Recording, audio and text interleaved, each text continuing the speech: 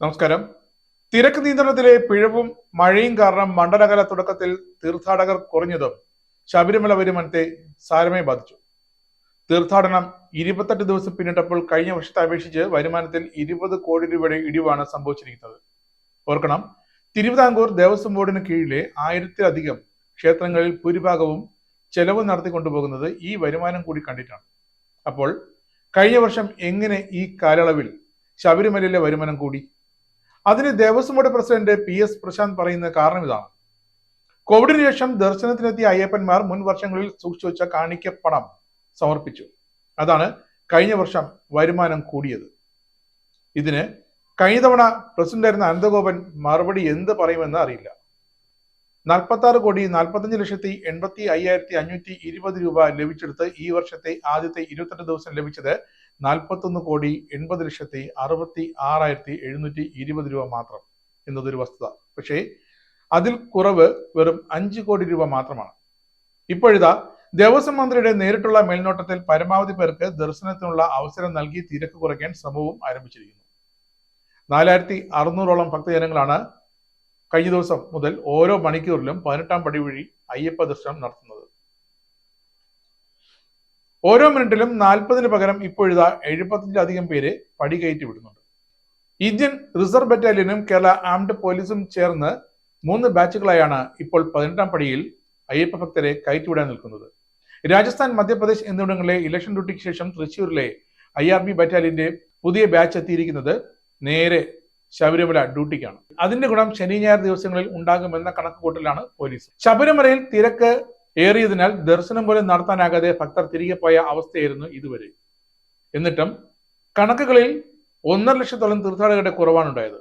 ഇത് നടവരവ്, അപ്പമരവണ വിൽപ്പനയും ബാധിച്ചിരുന്നു. ഇതുവരെ ആകെ വരുമാനം 134.44 കോടി രൂപയാണ്. കഴിഞ്ഞ വർഷം ഈ സമയം 28 ദിവസം വരെ 154.77 കോടി രൂപയായിരുന്നു. വഴിപാട് ഇനത്തിൽ മാത്രമാണ് ഈ കാലയളവിൽ ഇത്തവണ 45 ലക്ഷം രൂപയുടെ വർധനവ് ഉണ്ടായിരിക്കുന്നതെന്ന് കണക്കുകൾ വ്യക്തമാക്കുന്നു. ചെന്നൈയിലെ വെള്ളപ്പൊക്കമാണ് ആദ്യ ദിവസങ്ങളിൽ ഭക്തർ കുറയാൻ കാരണമായി ദേവസ്വം ബോർഡ് പറയുന്നത്. തമിഴ്നാടിന്റെ അങ്ങേയറ്റത്തെ ചെന്നൈയിൽ നിന്നും മാത്രമല്ല അയ്യപ്പ ഭക്തർ എത്തുന്നത്. കർണാടക, തെലങ്കാന, ആന്ധ്ര തീർത്ഥാടനത്തിലും ഇത്തവണ നല്ല കുറവുണ്ടായിട്ടുണ്ട്. അതിനുള്ള കാരണം ഇനി കണ്ടെത്തേണ്ടി വരും. കഴിഞ്ഞ ആഴ്ച തിരക്ക് നിയന്ത്രണം പാളി തീർത്ഥാടകർ വലഞ്ഞതാണ് മറ്റു ദിവസങ്ങളിൽ അയൽ സംസ്ഥാനത്ത് നിന്നുള്ള ഭക്തരുടെ വരവ് കുറച്ചതെന്നുള്ളത് ഒരു കാരണം.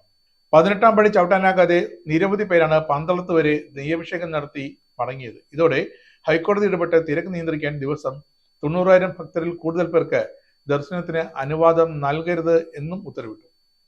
ഇക്കുറി ശബരിമലയിൽ തിരിച്ചടിച്ചത് ഇതൊക്കെയാകാം. പരിചയസമ്പന്നരായ പോലീസിനെ 18-ാം പടിയിൽ നിയമിച്ചിട്ടില്ല. ഭക്തരെ കയറ്റിവിടുന്നതിനെ ഇത് ബാധിച്ചു. ദർശനം കിട്ടാൻ 18 മണിക്കൂർ വരെ ഭക്തർക്ക് ക്യൂ നിൽക്കേണ്ടി വന്നു. സ്ത്രീകളും കുട്ടികളും തളർന്നു വീഴുന്ന അവസ്ഥയുണ്ടായി. ഭക്ഷണവും വെള്ളവും കിട്ടാതെ വനപാതയിൽ വാഹനങ്ങൾ മണിക്കൂറുകളോളം കുടുങ്ങിക്കിടന്നു. നിലയ്ക്കലിലെ പാർക്കിംഗ് ക്രമീകരണം പാളി. തിരക്ക് കൂടിയതോടെ KSRTC ചെയിൻ സർവീസ് ഉൾപ്പെടെ മുടങ്ങി. മണ്ഡലകാലം പകുതി പിന്നിടുമ്പോഴേക്കും സാധാരണ വൻ തിരക്കാണ് അനുഭവപ്പെടേണ്ടത്. ഇത്തവണ പക്ഷേ വെർച്വൽ ക്യൂ ബുക്കിംഗ് 80,000-ആയും സ്പോട്ട് ബുക്കിംഗ് 10,000-ആയും ക്രമപ്പെടുത്തിയതോടെ വരുമാന നഷ്ടം ഉണ്ടാകുമെന്നാണ് ദേവസ്വം ബോർഡിന്റെ ആശങ്ക. തിരക്ക് നിയന്ത്രണത്തിന് പരിചയസമ്പന്നരായ പോലീസുകാരെ നിയമിച്ചതോടെ 4 ദിവസമായി ഇനി സുഗമ ദർശനം സാധ്യമാകുകയാണ്. 18-ാം പടി കയറുന്നവരുടെ എണ്ണം മിനിറ്റിൽ 75 ഉയർന്നിട്ടുണ്ട്. നേരത്തെ അത് 60-ലും താഴെയായിരുന്നു. മികച്ച സൗകര്യം ഒരുക്കിയ ശേഷം ബുക്കിംഗ് പരിധി ഉയർത്താനാണ് ദേവസ്വം ബോർഡ് ഇനി ഹൈക്കോടതിയെ സമീപിക്കാനിരിക്കുന്നത്. കഴിഞ്ഞ വർഷം 1.25 ലക്ഷം പേർ വരെ സന്നിധാനത്തെത്തി സുഖമായി അയ്യപ്പനെ തൊഴുത ദിവസങ്ങളുണ്ട്. ഈ വർഷം 28 ദിവസം ദർശനം നടത്തിയത് 17,56,730 പേർ. കഴിഞ്ഞ വർഷം ദർശനത്തിനെത്തിയതോ 19,09,241 പേർ ഈ കഴിഞ്ഞ 28 ദിവസം. ഇത്തവണത്തെ 28 ദിവസത്തെ ആകെ സന്നിധാനത്തെ വരവ് 134,44,90,495 രൂപ. അതേസമയം കഴിഞ്ഞ വർഷം 154,77,97,005 രൂപയായിരുന്നു.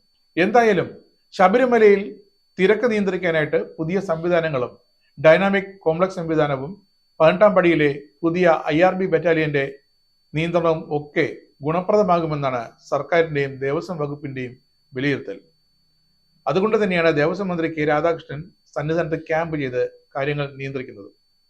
സന്നിധാനത്ത് മാത്രം തിരക്ക് നിയന്ത്രിച്ചാൽ പോരാ, മരക്കൂട്ടത്തും എരുമേലിയിലും പമ്പയിലുമൊക്കെ കൂട്ടം കൂടിയെത്തുന്ന ഭക്തരെ നിയന്ത്രിക്കുകയല്ല വേണ്ടത്, അവരെ സന്നിധാനത്തേക്ക് കയറ്റിവിടുന്നതിൽ ഒരു കൃത്യമായ പ്ലാൻ ഉണ്ടാകണം.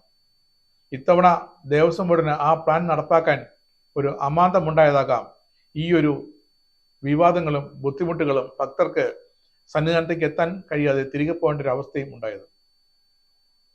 ഇനിയൊന്നും ഉണ്ടാകില്ലെന്ന് നമുക്ക് പ്രത്യാശിക്കാം. നേരിന്റെ വാർത്തകൾ നിങ്ങളുടെ വിരൽത്തുമ്പിൽ എത്താനായി സാക് ന്യൂസ് ചാനൽ സബ്സ്ക്രൈബ് ചെയ്തും ഷെയർ ചെയ്തും ഒരു ശരിയായ മാധ്യമ നിലപാടിന് പോകാൻ ഞങ്ങൾ നിങ്ങളെ ക്ഷണിക്കുന്നു.